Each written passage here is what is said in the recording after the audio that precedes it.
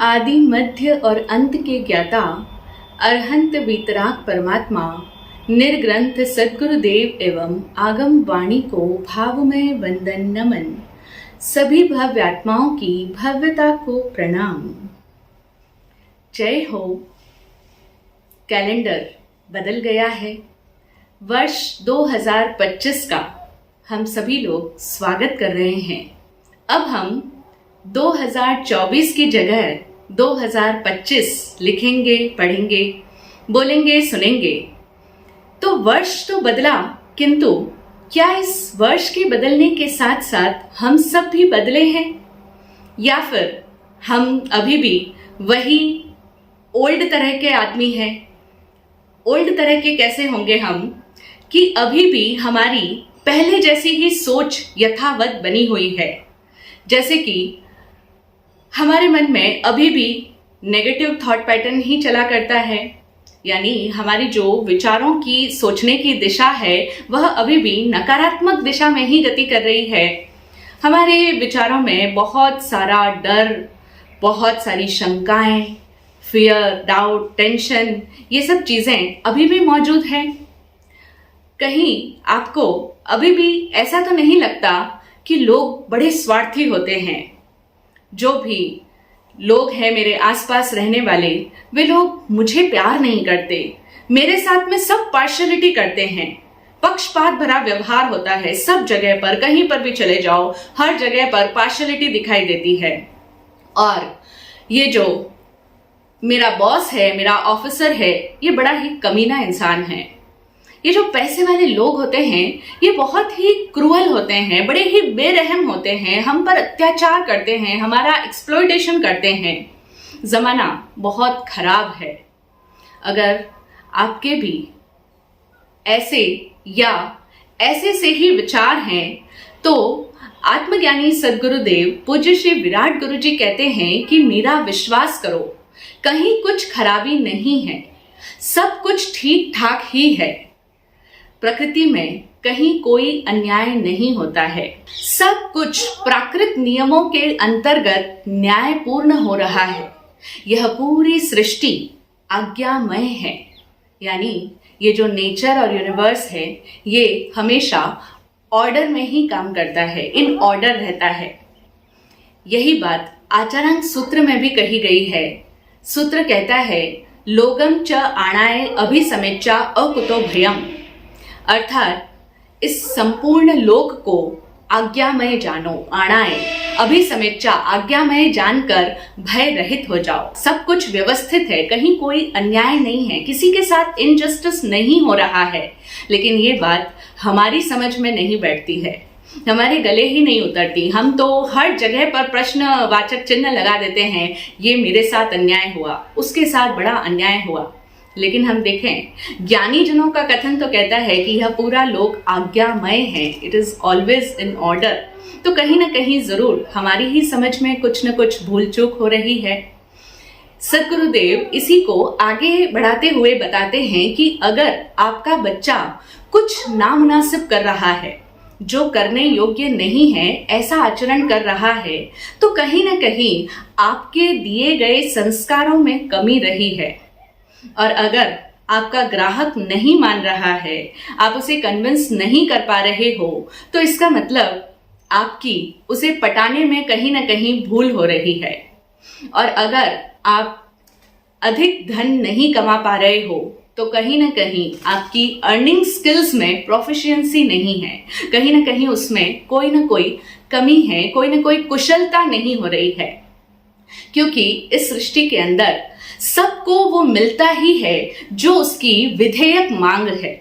विधेयक मांग का मतलब होता है पॉजिटिवली इंसान के भीतर की जो बेसिक नीड होती है, जो हमारी फंडामेंटल नेसेसिटीज है, वो इस सृष्टि के अंदर सबको मिलती है, सबकी पूरी होती ही है।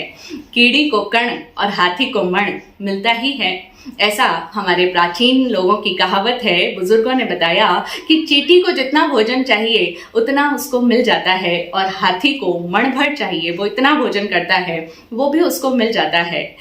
तो फिर गड़बड़ कहाँ हो रही है? अगर कहीं गड़बड़ हो रही है तो मान के चलो वह आप में ही है। यानी गड़बड़ अगर है तो वो हमारे अपने भीतर है, प्रकृति में कोई अन्याय नहीं है।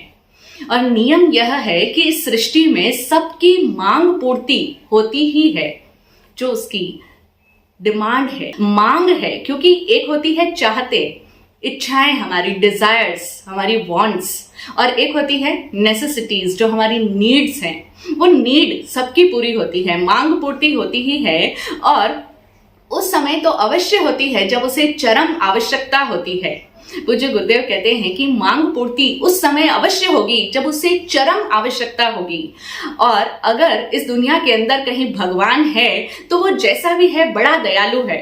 बस शर्त यह है कि आपको मांगना आ जावे, आपको परमात्मा से मांगना आ जावे। कहीं ऐसा ना हो कि आप मांगो वर यानी आशीर्वाद, और वह समझे रव का मतलब होता है शोरगुल, जो बहुत नॉइस होती है, कोलाहल होता है, आवाज होती है, शब्द, उसको रव कहते हैं। तो कहने का मतलब यह है कि आप जो मांग रहे हैं वो सही तरीके से मांगना आना चाहिए। मांग पूर्ति अवश्य होगी, बस आपको जो आपकी समझ के भगवान हैं, क्योंकि सबकी समझ के अकॉर्डिंग भगवान भी तो अलग अलग होते हैं, क्योंकि सबकी परिकल्पनाएं अलग अलग होती है। जैसे कई लोग भगवान को एक सर्वशक्तिमान ईश्वर के रूप में देखते हैं, तो किसी के लिए भगवान खुदा है, अल्लाह है, किसी का हालेलुया है, किसी का कोई भी सो कॉल्ड नाम वाले भगवान हो सकते हैं। तो गुरुदेव कहते हैं कि आपको अपनी समझ के भगवान के साथ में तालमेल बिठाना आना चाहिए। जो आपकी परमात्मा को या भगवान को लेकर के आपकी अवधारणा है, जो आपकी थिंकिंग है भगवान के साथ में, जो आपकी एक इमेजिनेशन बैठती है परमात्मा के नाम के साथ में, तो उनके साथ में आपको तालमेल बिठाना आना चाहिए। कहने का मतलब ये हुआ कि आपको इस ब्रह्मांड, आपको अपनी मांग का इस ब्रह्मांड की समझ और कार्य प्रणाली के साथ में सामंजस्य बिठाना होगा।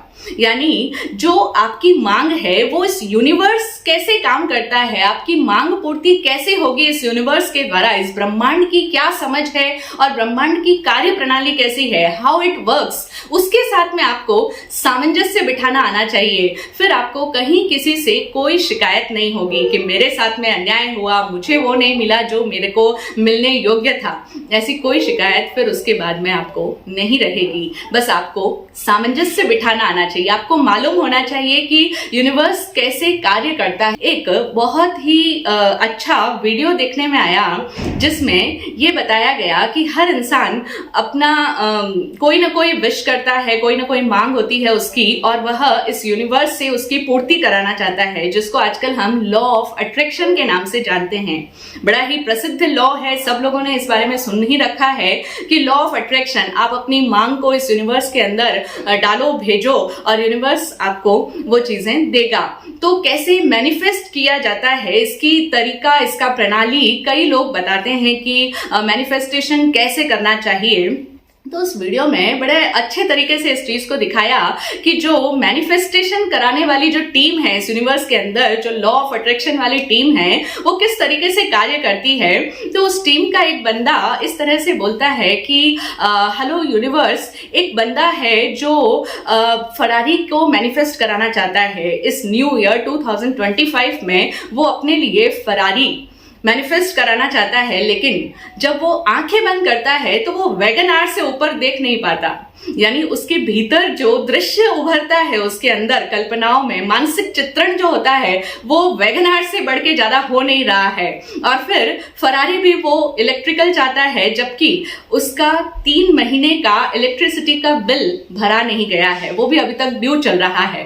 तो इस तरह से हम इस उदाहरण के द्वारा समझ सकते हैं कि हम क्या मांग रहे हैं, वो हमें अच्छी तरह से समझ में आना चाहिए। कि हम कहते तो हैं कि मुझे ये चाहिए, मैं ये मैनिफेस्ट करवाना चाहता हूं, लेकिन हमारे भीतर में एक रूपता है या नहीं है, सबकॉन्शियस लेवल से उठ रही है वो आवाज, वो हमारी डिमांड है, या सिर्फ देखा देखी में, होड़ा होड़ी में हम भी कहते हैं हमें भी ये चाहिए, वो चाहिए, ये चाहिए, और बस इस 2025 में मुझे ये मिल रहा है, वो मिल रहा है।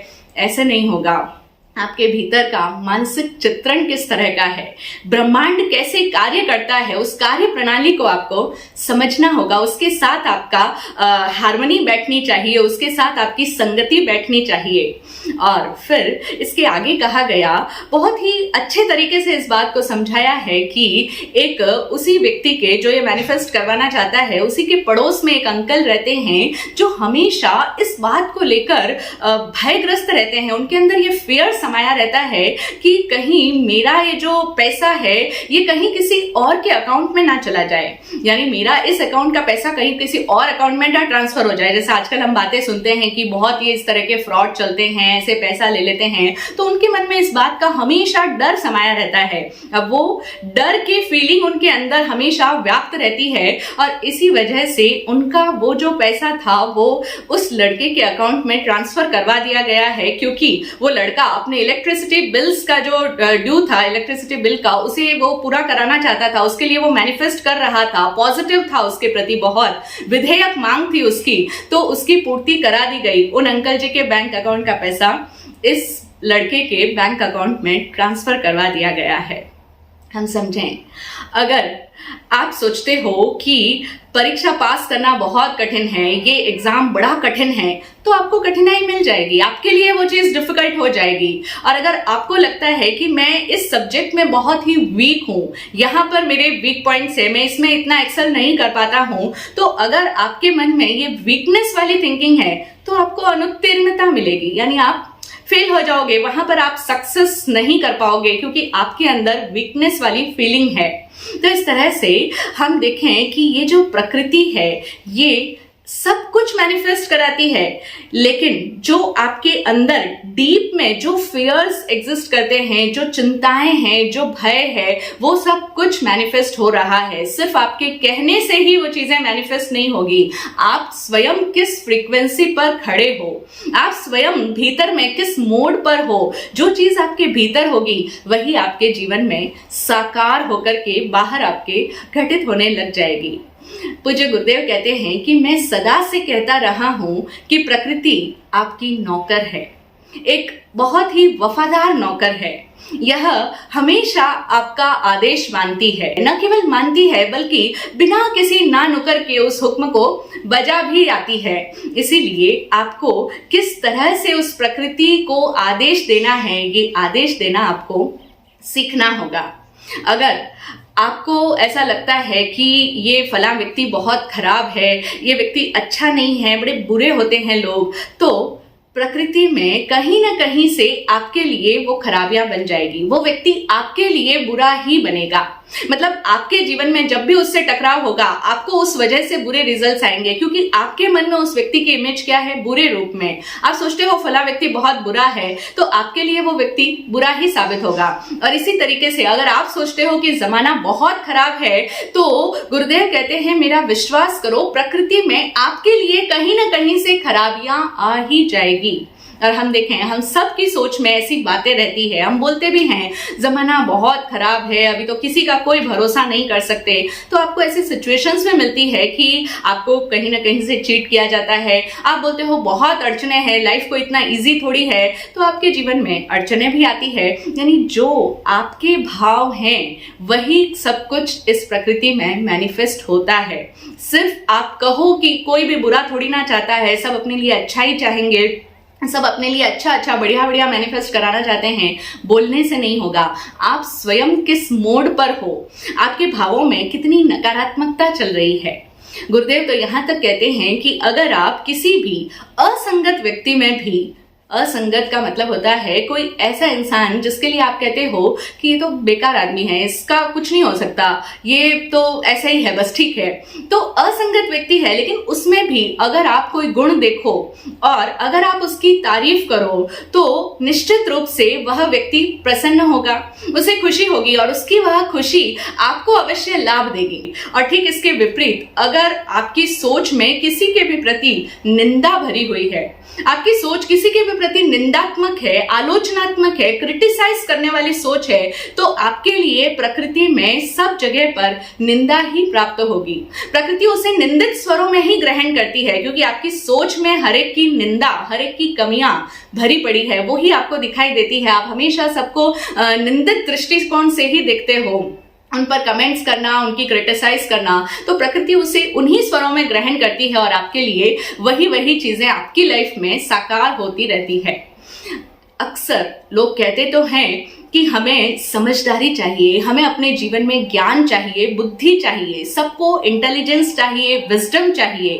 प्रज्ञाशाली होना किसे पसंद नहीं है? सबको लगता है कि मेरे जीवन में इतना मैं बुद्धिमान बनूं कि मैं कहीं पर भी खड़ा रहूं तो लोग मेरी बुद्धि का लोहा माने, या फिर मेरे निर्णय हमेशा सटीक जाए। इतनी समझदारी तो मुझ में हो कि मेरे निर्णय हमेशा सटीक जाए। इसके लिए बुद्धिमत्ता चाहिए।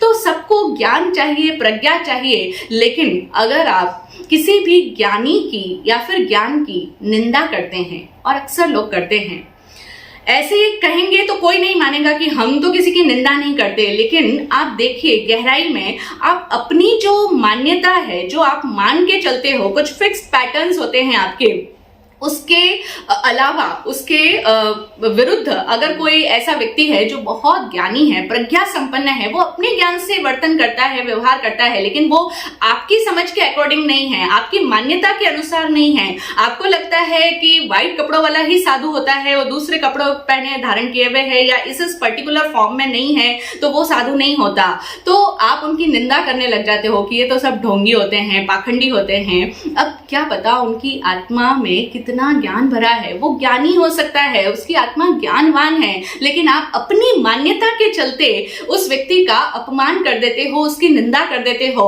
और तब किसी भी ज्ञान और ज्ञानी की निंदा साक्षात ईश्वर की निंदा होती है।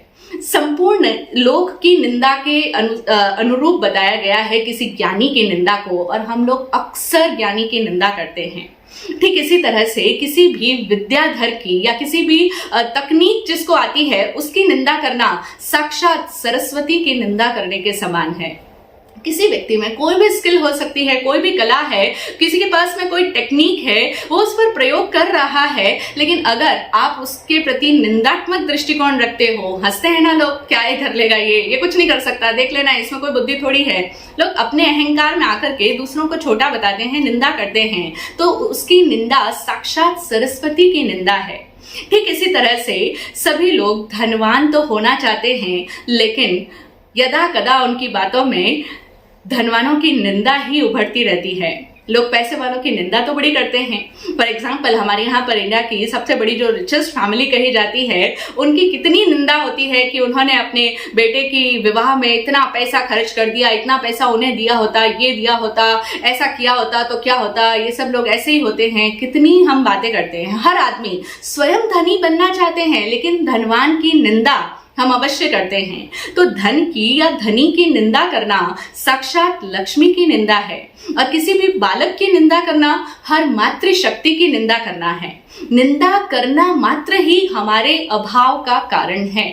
हम जितनी जहां जहां पर भी जिसकी भी निंदा करते हैं, उतना हम अपने जीवन में अभाव पाते हैं। और ये निंदा हमारी जो सोच के अंदर रची पची है, बसी हुई है, वो हमारे शब्दों में, हमारी बॉडी लैंग्वेज में, हमारे हाव भाव से प्रकट होती ही रहती है। लेकिन हम ये निंदा करते ही क्यों हैं?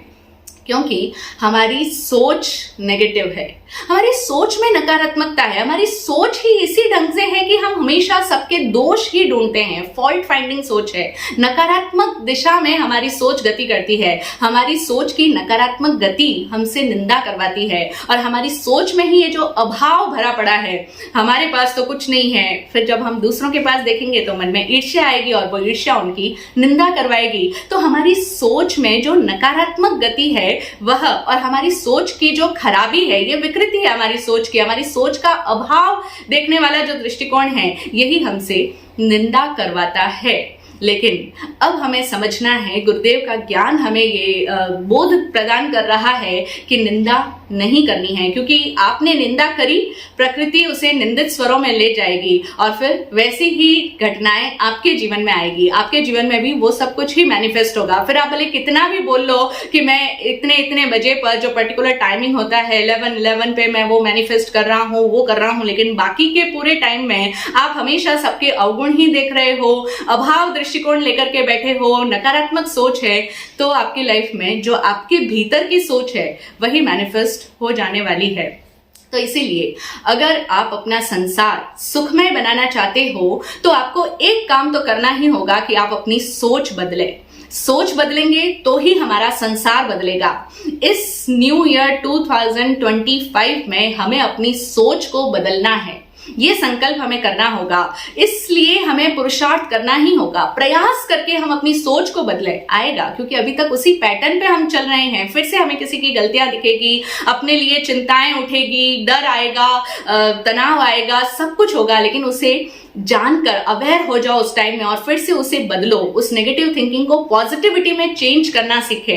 जैसे आज तक हम सबकी सोच क्या रही है, जो चीजें हमें नहीं मिलती है हम उसके प्रति क्या दृष्टिकोण रखते हैं। पहले तो हम कोशिश करते हैं, नहीं मिलती, हम उसकी निंदा करने लग जाते हैं और हम क्या कहते हैं, हाँ ये तो चीज ही खराब है, ये तो ब्रांड ही खराब है। आप उस ब्रांडेड चीजों को स्वयं खरीदने का एफोर्ड नहीं कर पाते हो तो आप क्या कहते हो, वो ब्रांड ही खराब है, वो नहीं है इतना बेकार, इससे तो अच्छे अपने लोकल्स ही होते हैं। या किसी व्यक्ति के बारे में तो आप कहते हो वो व्यक्ति खराब है, आपको नहीं मिल पाया वो, तो इस वजह से आप उसी को खराब बना देते हैं। ये तो वही बात हो गई कि लोमड़ी अंगूरों तक नहीं पहुंच पाती तो वो कहती है अंगूर ही खट्टे हैं। तो आपकी सोचने की तर्ज क्या है, खट्टे होते हैं अंगूर। गुरुदेव कहते हैं आपकी सोच की इस तर्ज को बदल कर आप अपनी सोच में दृढ़ श्रद्धा से और धैर्य भाव से ये नई तर्ज समाओ कि मिलेंगे ही मीठे अंगूर, धन्य है अंगूरों का नूर।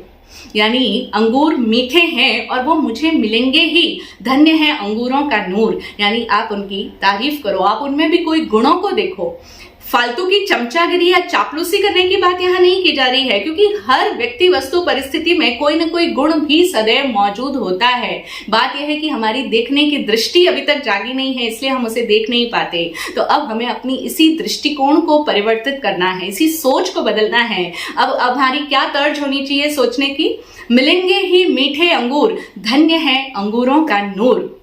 अब आपको इसी सोच को अपने अंदर इतनी गहराई से रचानी पचानी है कि आपके स्वप्न में भी वही चित्र उभरे, यानी हमेशा स्वप्न तक में भी ये बात चली जाए। अगर हम अपनी जागृत अवस्था में जो दिन भर में अगर हम इसी तरीके से बोलेंगे, सबकी प्रशंसात्मक दृष्टिकोण होगा हमारा और इस तरीके से हम पॉजिटिवली देखेंगे, तो ऑब्वियस सी बात है कि स्वप्न में भी हमारे ऐसा ही चित्र उभरेगा कि धन्य है अंगूरों का नूर, मिलेंगे ही मीठे अंगूर। और तब ये बात हर विषय क्षेत्र में लागू करनी है। लाइफ का कोई भी फील्ड हो, कोई भी सेक्टर हो, आपको ये भाव ही आपके सोच के अंदर गहराई तक बसाना है कि स्वप्न में भी वैसा ही चित्र उभरे, क्योंकि जो आपका मानसिक चित्रण है वही मैनिफेस्ट होने वाला है। ये बड़ी समझने वाली बात है, इंपॉर्टेंट बात है। और फिर जो आपके अवचेतन मन में उभरा जो चित्र है वह हकीकत में परिणत होगा ही। लेकिन हम इस बात को न समझ पाने के कारण, अपने अज्ञान के कारण से हम हर बात में चिंताग्रस्त हो जाते हैं। कई लोग तो इतने ज्यादा चिंता तो रहते हैं कि हर बात में वो शंकाएं उठाते रहते हैं। जैसे सब कुछ ठीक ठाक चल रहा होगा घर में तो भी कहेंगे अब बच्चों के एग्जाम्स आ रहे हैं, पता नहीं बच्चे क्या कर पाएंगे, ढंग से करेंगे कि नहीं करेंगे, पढ़ते तो बिल्कुल नहीं है, क्या रिजल्ट लेकर के आएंगे। बिना मतलब के ये चिंता कर रहे हैं, शंकाएं उठा रहे हैं, बच्चों की योग्यता पर डाउट है। स्पष्ट रूप से आप उन पर डाउट कर रहे हो कि बच्चे क्या कर पाएंगे, एग्जाम में पढ़ते ही नहीं है। या फिर हर बात में वो चिंतातुर हो जाते हैं। जैसे ही मोबाइल पर उनकी रिंग हुई तो एकदम से एक भय लगता है, कहीं कोई नेगेटिव न्यूज तो नहीं आ रही, कहीं पति बाहर गए थे व्यापारिक काम से तो बिजनेस सब कुछ ठीक ठाक तो चल रहा है, डील हुई है या नहीं हुई है, कहीं बेटा बाहर गया था अभी तक लौटा नहीं, एक्सीडेंट तो नहीं हो गया, कहीं कुछ हो तो नहीं गया। मतलब मोबाइल पर अगर रिंग भी आए तो उसको भी वो एक चेतावनी समझ बैठते हैं कि कोई ना कोई बुरी खबर आने वाली है। उस बात के लिए वो अलर्ट हो जाते हैं। तुरंत मन में पहला ख्याल नेगेटिव ही आता है।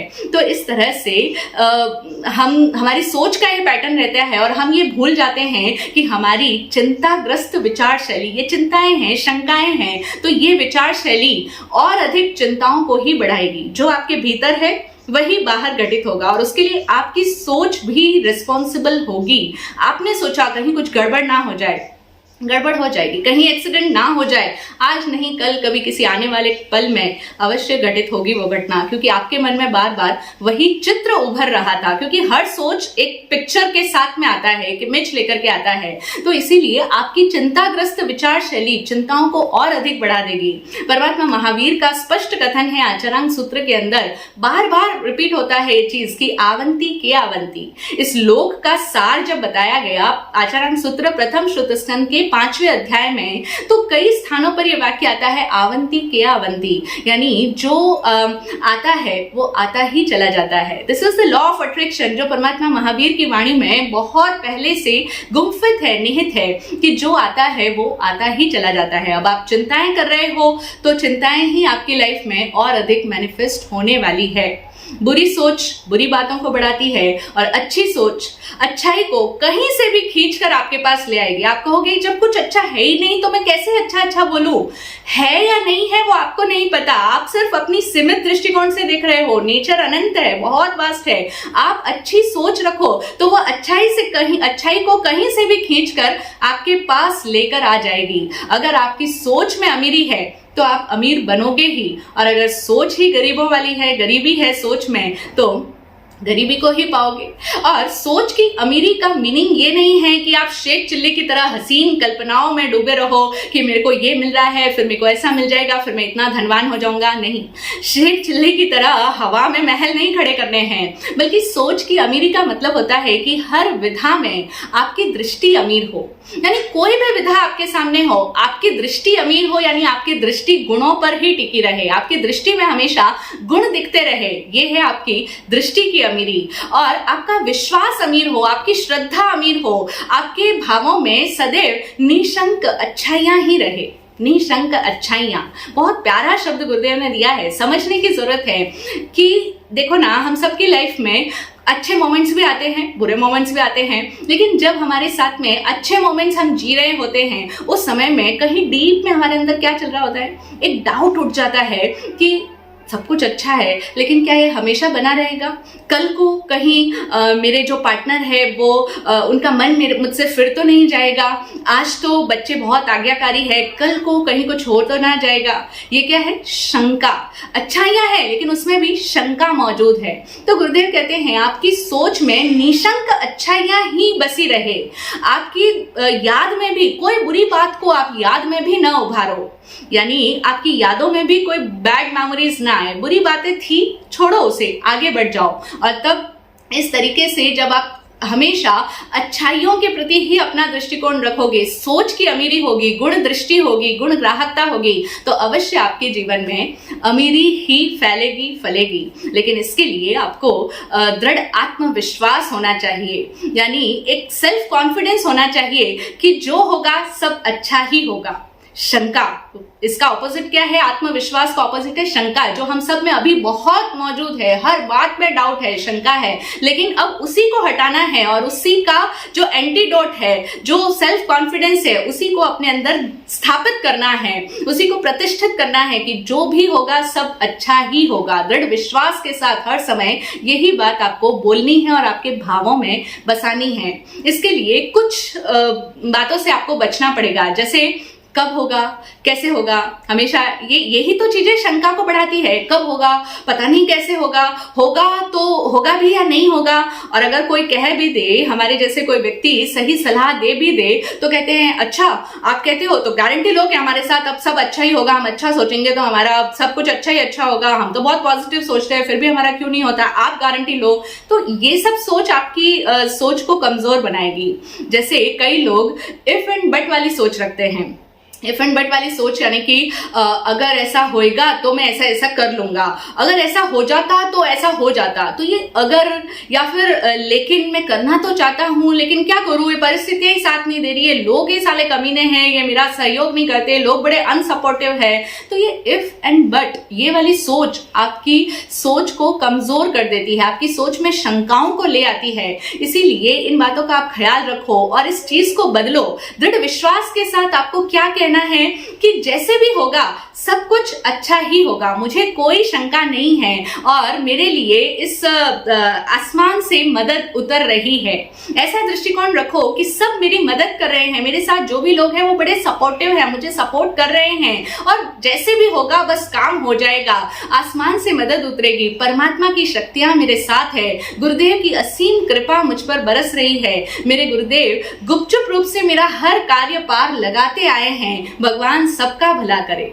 जो लोग मेरे विरुद्ध षड्यंत्र भी कर रहे हैं, मेरे अगेंस्ट जाना चाहते हैं, भगवान उनका भी भला करे, वो भी मेरे लिए किसी न किसी रूप में मददगार ही हैं। इस तरह से अगर आपकी सोच रही, आपका ये वाक्य विन्यास रहा, आपके भावों में ऐसे सकारात्मक भाव रहे, तो निश्चित रूप से आपको आगे बढ़ने में, सफल होने में, सोच की अमीरी में कोई नहीं रोक सकता है।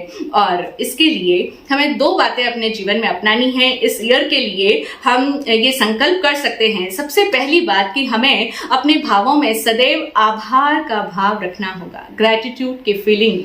छोटी बड़ी जो भी बात हो जाए आपके लाइफ में, सबके प्रति आपको आभार व्यक्त करना है, सबके लिए थैंकफुल होना है। गुरुदेव तो यहाँ तक कहते हैं कि अगर कोई आपकी बुराई कर रहा है, आपकी कोई कमी बता रहा है या आपकी आलोचना कर रहा है, आपको गाली भी दे रहा है, तो भी आपको उसको थैंक्स ही बोलना है, क्योंकि वह भी आपके लिए मददगार होगा, वह चीज भी आपको बहुत आगे जाकर के फायदेमंद होने वाली है, तो आपको उसके प्रति भी आभार ही होना है। कोई गाली दे तो मुंह नहीं चिढ़ाना, कोई गलती बताए तो वापस उसकी गलती नहीं बताना, उसको भी धन्यवाद देना, कहना धन्यवाद, आपने मुझे सुधारने की दिशा में एक कदम आगे बढ़ाया, मुझे मेरी गलती का साक्षात्कार करवाया, इसके लिए आपका धन्यवाद। और अगर कोई आपकी बेवजह ही आलोचना कर रहा है, निंदा कर रहा है, क्रिटिसाइज कर रहा है, तो भी आप उसे मुस्कुराकर धन्यवाद कहें और कहें कि मैं आपका शुक्रगुजार हूं, आपने अपना इतना समय मेरे लिए निकाला, मुझे दिया, लेकिन मुझे इसकी आवश्यकता नहीं है। इस तरह से हर बात में अगर आपकी दृष्टि में ये आभार का भाव समा जाता है, तो निश्चित रूप से आपकी भाषा बदली, आपने थैंक्स दिया, भाषा बदलनी, साथ साथ में भाव भी बदले, और तब भाव बदलने के साथ ही वो जो सामने वाला व्यक्ति है, धीरे धीरे वो भी आपके प्रति सकारात्मक होना शुरू हो जाएगा और तब आपका संसार बदल जाएगा। ये तो हुआ पहला संकल्प, पहला करने योग्य इस वर्ष के लिए हमारे द्वारा किया जाने वाला भाव। और फिर दूसरा है प्रार्थना। हमें सुबह उठते ही और रात नींद में सोने से पहले 2 समय हमें ये प्रार्थना करनी है कि सृष्टि में जो भी एलिमेंट्स है, पृथ्वी, पानी, अग्नि, हवा, वनस्पति, संसार के छोटे बड़े सारे प्राणी, हमारे घर के सारे लोग, मेरे रिश्तेदार, परिजन, मेरे ऑफिस के लोग, मेरे दुकान के लोग, मेरे बॉस, मेरे कलीग्स, ये सब कुछ, इन सभी का कल्याण हो। परमात्मा सबको सद्बुद्धि दे, सबका कल्याण हो, सबका उद्धार हो। इस तरह के सबके कल्याण की कामना, सबके प्रति धन्यवाद और सबके कल्याण का भाव, ये 2 बातें अगर हमारे भावों में, हमारी सोच में अगर बस गई, तो फिर हमारा कल्याण होने से कोई नहीं रोक सकता। निश्चित रूप से हम अपनी सोच को बदलकर अपने संसार को बदल सकते हैं। तो इस वर्ष के लिए यही मैसेज है कि हम इन बातों को समझें कि हाउ मैनिफेस्टेशन वर्क्स, मैनिफेस्ट कैसे किया जाता है, किसका होता है। आप बोल तो दोगे अच्छा, लेकिन अगर आप स्वयं उस फ्रीक्वेंसी पर नहीं खड़े हो, आप अभी भी फियर और डाउट वाली फ्रीक्वेंसी पर हो, क्वेश्चन मार्क लगा रहे हो, फॉल्ट फाइंडर हो, तो वो चीजें मैनिफेस्ट नहीं हो पाएगी। तो इसीलिए हम इन सारी चीजों को समझें और अपना आगे का संसार सुखमय बनाएं। जय हो, जय हो, जय।